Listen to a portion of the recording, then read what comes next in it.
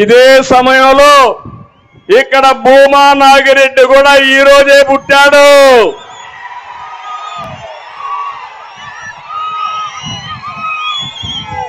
అలాంటి మంచి నాయకుణ్ణి ఈరోజు నేను ఇక్కడికి వచ్చి ఘాటు గొళ్ళెళ్ళి ఆయనకు నివాళులు అర్పించి వచ్చానంటే ఇది నా అదృష్టంగా నేను భావిస్తున్నా.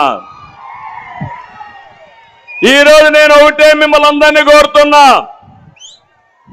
5 సంవత్సరాల వైఎస్ఆర్ కాంగ్రెస్ పార్టీ పాలన పేదవాళ్ళ పాలిట శాపంగా మారింది. పేదలు నిరుపేదలుగా మారిపోయారు, యువత నిరుద్యోగులుగా మారిపోయారు.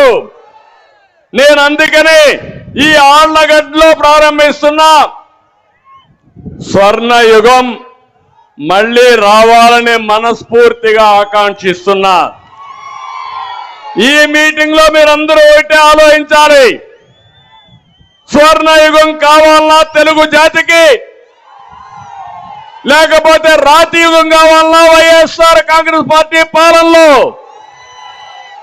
స్వర్ణయుగం కావాలంటే చేలు పైకెత్తండి. రాతి యుగం వద్దనే వాళ్ళు గట్టిగా చప్పట్లు కొట్టి నిరసించలేజేయండి. ఎందుకు నేను ఈ మాట వాడానంటే, నేనేదో అధికారం కోసం రాలా మీ దగ్గరికి. 14 సంవత్సరాలు ముఖ్యమంత్రిని, 40 సంవత్సరాలుగా ఎమ్మెల్యేని, ఇప్పటికే 40 ఏళ్లుగా ఎమ్మెల్యే. ఎవరికి దక్కని గౌరవం దక్కింది, ఎవరు చేయలేని పనులు కూడా నేను చేసిన నిజాయితీ నిరూపించుకున్నా. ఈ రోజు నేను ఒక పిలుపు ఇవ్వడానికి వచ్చా.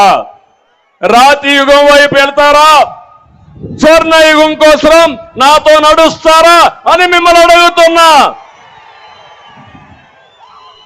మీరు ఒక విషయం గుర్తుపెట్టుకుంటే, అనర్హులకి, అసమర్థులకి, రాక్షసులకి అధికారం ఇచ్చాం. అదే మనకు ఈరోజు ఈ కష్టం. అలాంటి దుర్మార్గులు రాకపోయింటే కష్టాలు వచ్చేటి కాదు. దీనికి ఒక సామెత చెప్తాను, ఒక చిన్న కథ మీ అందరికి ఆలోచించుకోవాలి. మీరు కూడా ఒకప్పుడు ఇనుంటారు కానీ మర్చిపోయి ఉంటారు. భస్మాసుడు ఉండేవాడు, జ్ఞాపకం ఉందా అందరికీ?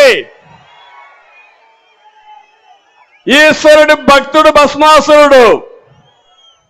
ఆయనతో తపస్సు చేశాడు బోళా శంకరుడు. ఆ తపస్సుకు మెచ్చిపోయాడు, కరుణించాడు, కోరుకోమన్నాడు. ఇమ్మీడియట్ గా భస్మాసుడు కోరింది, నేను ఎవరి తలపైన నెత్తి పెడితే, నెత్తిన చేయి పెడితే వాడు బూడిదైపోవాలా అని కోరుకున్నాడు. పాపం ముందు వెనక ఆలోచించలేదు. ఈశ్వరుడు ఆలోచించుకున్నా వరం ఇచ్చాను పో అన్నాడు. అక్కడి నుంచి ప్రారంభమైన కష్టాలు. తనకు వరం ఇచ్చిన భస్మాసురుడు, ఎవరైతే భస్మాసురుడు ఉన్నాడో శంకరుడి మీదనే చేయి పెట్టబోయాడు, ఆయన నెత్తినే చేయి పెట్టబోయాడు. శంకరుడికి దిక్కుదేల పాపం.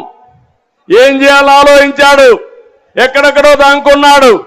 కడాన పోయి విష్ణువు దగ్గరికి పోయి, తప్పైపోయింది, నేను వరం ఇచ్చాను, వాడు నానెత్తినే చేయి పెడుతున్నాడు, కాపాడు మహోప్రభు అంటే, అప్పుడు ఆయన మీరు చూస్తే విష్ణుమూర్తి మోహిని అవతారంలో వచ్చి ఈ భస్మాసురుణ్ణి మోసగించి కూడా అంటే మరిపరించి తర్వాత ఆయన చెయ్యి ఆయన ఎత్తినే పెట్టుకున్నాడు. ఆ దెబ్బతో ఏమయ్యాడు? భస్మం అయిపోయాడు, బూడిదైపోయాడు. ఇప్పుడు ఇక్కడ ఏం జరిగిందంటే, మీ దగ్గరకు వచ్చాడా, ముద్దులు పెట్టాడా, ఒక్కసారి అన్నాడా?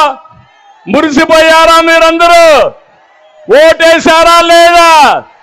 ఇప్పుడు అందరూ నెత్తిన చేయి పెట్టాడా లేదా అని మిమ్మల్ని అడుగుతున్నా. అందరికీ కష్టాలు వచ్చాయా లేదా మీరే చెప్పండి. ప్రతి ఇంటికి, ప్రతి ఊరికి, ప్రతి ప్రాంతాన్ని నాశనం చేసిన చరిత్ర ఈ యొక్క సైకో జగన్మోహన్ రెడ్డి. జగన్కు తెలిసింది రద్దులు, గుద్దులు, బొక్కుడు, నొక్కుడు